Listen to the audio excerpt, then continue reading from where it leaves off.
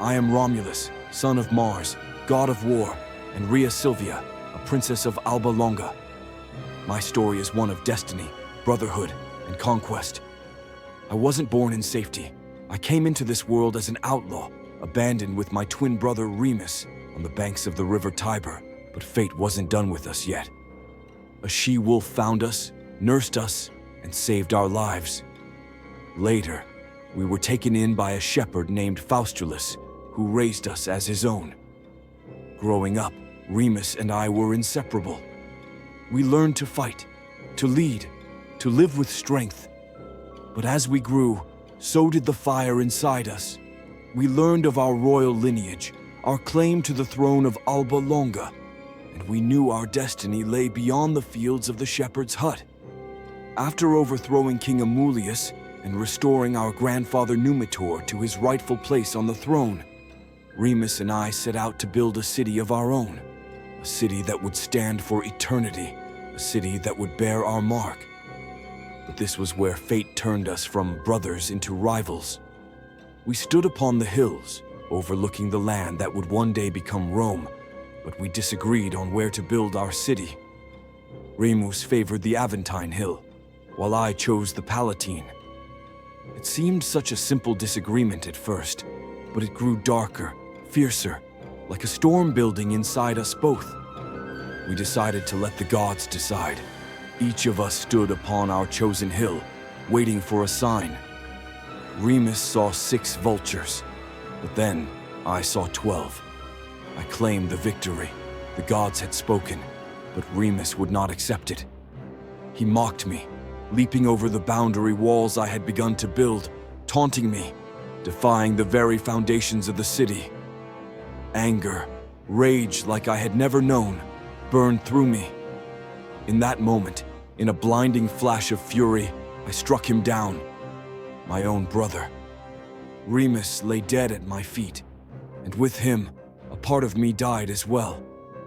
I had become the first king of Rome, but I was also its first murderer. The gods had chosen me, but they had also marked me with blood. After Remus's death, I poured all my energy into the building of Rome. I drew men from all over, outcasts, exiles, slaves, and refugees. It was not the noble foundation I had dreamed of, but it was a start. My city began to grow, but it lacked something vital: women. How could Rome thrive without families, without a future? I knew we needed to act, and I did what a king must do, whatever it takes to ensure the survival of his people. I sent envoys to the neighboring tribes, asking for their daughters in marriage. But they laughed at me, mocked me. They refused. So I took what they would not give. During the festival of Consualia, when the Sabines came to Rome to celebrate with us, we sprung our trap.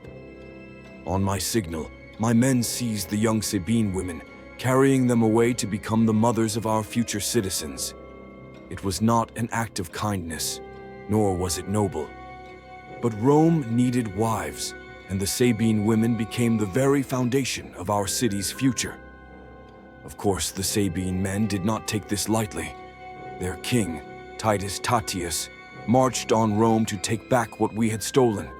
The war was bloody, and it seemed as though both our peoples would be destroyed by it. But then, something miraculous happened. The Sabine women, now our wives, stood between us. They begged for peace, for they could not bear to see their fathers and brothers fight their husbands and sons.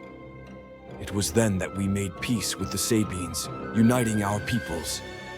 Titus Tatius and I ruled together, and Rome grew stronger than ever before.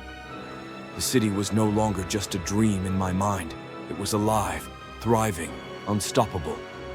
I am Romulus, the founder of Rome, but my path was not without darkness. I killed my brother to build this city. I took the Sabine women to ensure its survival. These are the sacrifices that laid the foundation for what Rome would become, the greatest empire the world would ever know. My name will be remembered for eternity, and so will Rome. But I wonder, will the gods ever forgive me for what I have done?